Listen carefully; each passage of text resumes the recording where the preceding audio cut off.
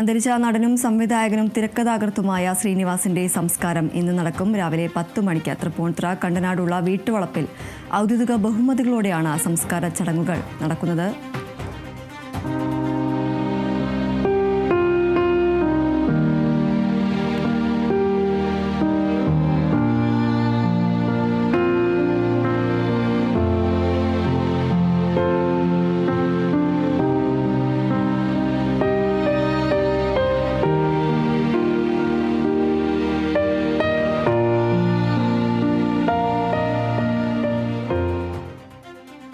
വിവരങ്ങളുമായി പ്രസാദ് കാളിദാസൻ ചേരുന്നു. കാളിദാസ്, അങ്ങനെ ആ ബഹുമുഖ പ്രതിഭയ്ക്ക് വിട ചൊല്ലാനൊരുങ്ങുകയാണ് മലയാളക്കര. കൂടുതൽ വിവരങ്ങൾ എന്തൊക്കെയാണ്?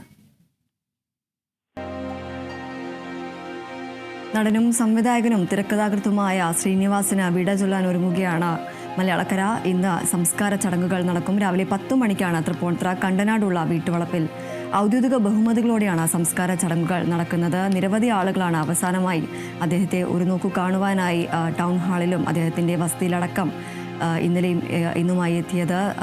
നടനും സംവിധായകനും തിരക്കഥാകൃത്തും എന്ന നിലയിലെല്ലാം തൻ്റെ വ്യക്തിമുദ്ര പതിപ്പിച്ച ഒരു വ്യക്തിയാണ് ഇപ്പോൾ വിട പറയുന്നത്. മലയാള സിനിമയിലെ എക്കാലത്തും മലയാളികൾ എന്നും അദ്ദേഹത്തെ ഓർത്തെടുക്കും എന്നത് നമുക്ക് നിസ്സംശയം പറയാൻ സാധിക്കും. ശ്രീനിവാസിൻ്റെ സംസ്കാര ചടങ്ങുകളാണ് ഇന്ന് നടക്കുന്നത്. രാവിലെ 10 മണിക്കാണ് കണ്ടനാടുള്ള അദ്ദേഹത്തിൻ്റെ വീട്ടുവളപ്പിൽ തന്നെയാണ് ഔദ്യോഗിക ബഹുമതികളോടെയാണ് സംസ്കാര ചടങ്ങുകൾ നടക്കുക. പ്രസാദ് കാളിദാസൻ ചേരുന്നു. കാളിദാസ്, 10 മണിയോടെയാണ് സംസ്കാര ചടങ്ങുകൾ നടക്കുക. കൂടുതൽ വിവരങ്ങൾ എന്തൊക്കെയാണ്? 10 മണിയോടുകൂടെ തന്നെ സംസ്കാര ചടങ്ങുകളെല്ലാം ആരംഭിക്കുമെന്നുള്ളതാണ്. കണ്ടനാട്ടെ വീട്ടിലേക്ക് ഇപ്പോൾ തന്നെ ചെറിയ രീതിയിൽ, വലിയ രീതിയിൽ കഴിഞ്ഞ ദിവസത്തെ ടൗൺ ഹാളിൽ എത്തിയ പോലെ അല്ലെങ്കിലും ചെറിയ രീതിയിൽ ആളുകൾ വന്നുകൊണ്ടിരിക്കുന്നുണ്ട്. അതിലേറെ ഈ സംസ്കാര ചടങ്ങിനെ സംബന്ധിച്ച് ഈ കണ്ടനാട്ടെ വീട്ടിലേക്ക് അല്പസമയം മുമ്പാണ് തമിഴ് താരം സൂര്യ എത്തിച്ചേർന്നത്. ശ്രീനിവാസനെ അവസാനമായി കാണുക എന്നുള്ള ഒരു മോഹമായി കണ്ടനാട്ടെ വീട്ടിലേക്ക് അദ്ദേഹം എത്തുകയായിരുന്നു.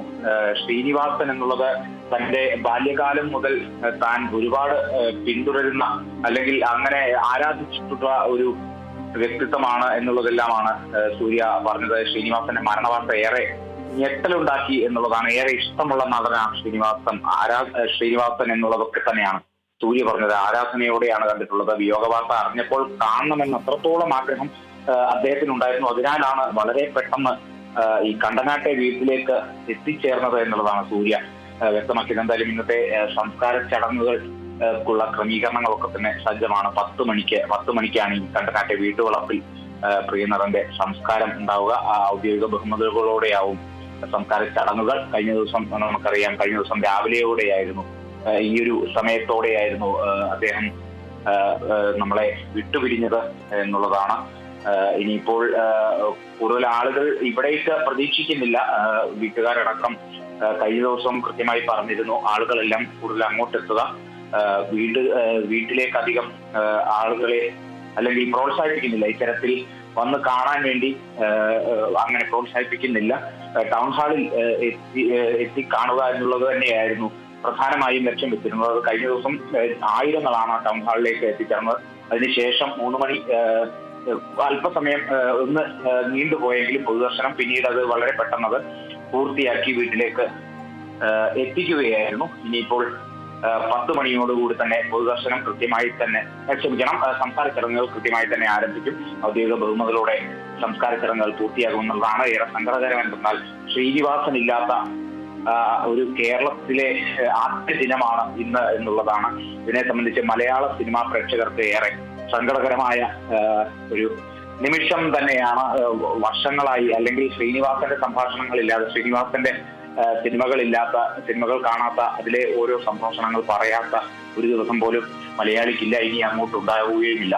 അങ്ങനെ എപ്പോഴും ചിരി പടർത്തിയുന്ന അല്ലെങ്കിൽ സംഭാഷണങ്ങളിലൂടെ തനത് ശൈലിയിലൂടെ നമ്മളിൽ ചിരി പടർത്തിയിരുന്ന ആ ചിരിയിലൂടെ ഒരുപാട് ചിന്തിപ്പിച്ച അതുല്യ പ്രതിഭ നമ്മളെ വിട്ടുപിരിഞ്ഞിരിക്കുന്നു. സംസ്കാര ചടങ്ങുകൾ 10 മണിയോടുകൂടി തന്നെ കൃത്യമായി തന്നെ ആരംഭിക്കും എന്നുള്ളതാണ് നമുക്ക് ലഭിക്കുന്ന വിവരം.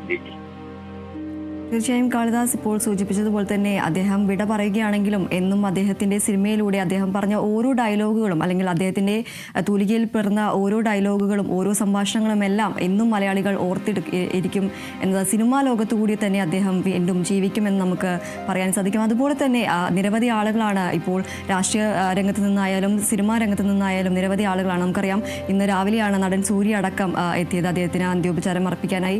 ഈ പറയുന്ന ആളുകളെല്ലാം അദ്ദേഹത്തിന് ആദരാഞ്ജലികൾ അർപ്പിക്കുന്ന ഏവരും പറയുന്നത്, മുഖ്യമന്ത്രിയാണെങ്കിലും വി ഡി സതീശനാണെങ്കിലും എല്ലാവരും പറയുന്നത് അദ്ദേഹം എത്രമാത്രം പ്രിയങ്കരനായിരുന്നു, അല്ലെങ്കിൽ അദ്ദേഹത്തിൻ്റെ ആ ഒരു കാഴ്ചപ്പാടിനെ പ്രശംസിക്കുന്ന ആളുകളായിരുന്നു. നമുക്കറിയാം സിനിമയിലാണെങ്കിൽ പോലും രാഷ്ട്രീയപരമായും അതുപോലെ തന്നെ സാമൂഹിക വിമർശനം നടത്താനെല്ലാം അദ്ദേഹത്തിന് ഒരു മടിയും കൂടാതെ ഈ വിമർശനങ്ങളെല്ലാം വെട്ടിത്തുറന്ന് പറയുന്ന ഒരു വ്യക്തി തന്നെയായിരുന്നു അദ്ദേഹം, അല്ലേ?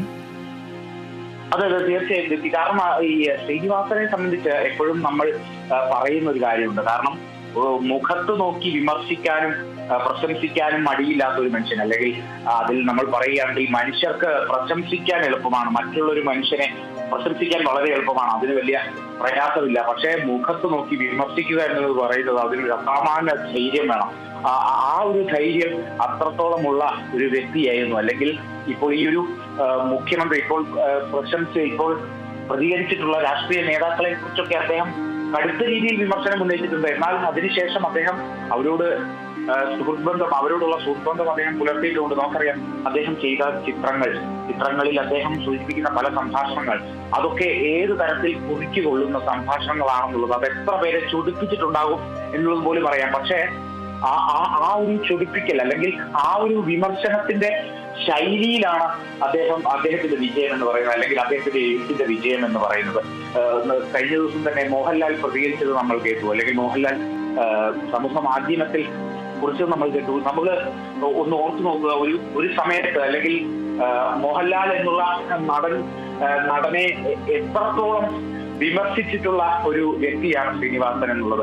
എന്നാൽ ശ്രീനിവാസനോടുള്ള സ്നേഹം ഒരു അണുവിട പോലും മോഹൻലാലിന് വിട്ടുമാറിയിട്ടില്ല. അല്ലെങ്കിൽ മലയാള സിനിമയിൽ അദ്ദേഹം ഏറ്റവും കൂടുതൽ വിമർശിച്ചിട്ടുണ്ടെങ്കിൽ, അല്ലെങ്കിൽ അദ്ദേഹം പരിഹസിച്ചിട്ടുണ്ടെങ്കിൽ, സിനിമകളിലൂടെ പരിഹസിച്ചിട്ടുണ്ടെങ്കിൽ അത് മിക്കവാറും മോഹൻലാലിനെ തന്നെയാകും. കാരണം അത്രത്തോളം ആ രംഗങ്ങളൊക്കെ ഇപ്പോഴും അങ്ങനെ ഫേസ്ബുക്കിലൊക്കെ സമൂഹ മാധ്യമങ്ങളൊക്കെ പ്രചരിക്കുന്നുണ്ട്. പക്ഷെ ആ ശൈലിയെ എന്നും മലയാളികൾ പ്രേമിച്ചിട്ടുണ്ട്, മലയാള സിനിമാ നടന്മാർ പ്രേമിച്ചിട്ടുണ്ട്.